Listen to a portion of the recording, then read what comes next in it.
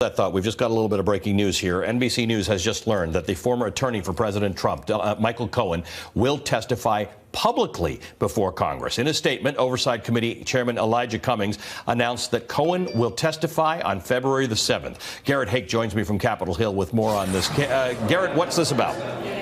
Well, Ali, this will be about some of these payments that were made by President Trump to various women during the campaign. House Democrats announced that Cohen will be coming on February 7th. They said he'll be coming voluntarily, and that this will be part of House Democrats' push to pass H.R. 1. It's their first bill, and it deals with a host of election integrity issues, including in this, and this is where the overlap happens, the questions about the president making payments to women during the campaign, which we now know are facilitated by Michael Cohen.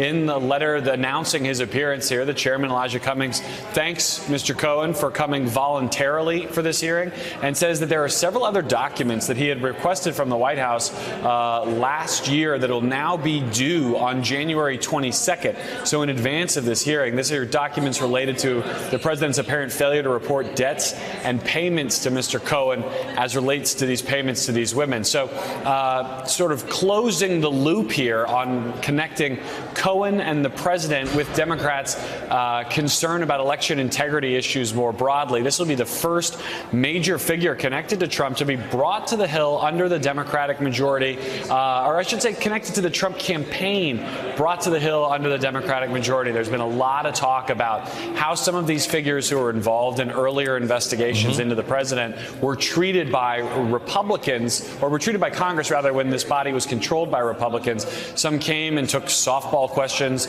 Some didn't come at all, or weren't particularly pressed, or weren't subpoenaed. Now you're going to have Michael Cohen here coming voluntarily, not under a subpoena, and what I suspect will be probably the first blockbuster hearing conducted by this new Democratic-controlled Congress. And I should add that Chairman Cummings is also clear in his letter to point out that they're going to be crafting this hearing in such a way that it does not interfere with the Mueller investigation. They point this out in the letter, that they want to make sure that the parties here stay in their own lanes as we get closer to presumably the conclusion of the Mueller investigation and the start of Democratic oversight into this president. All right, Garrett, thank you.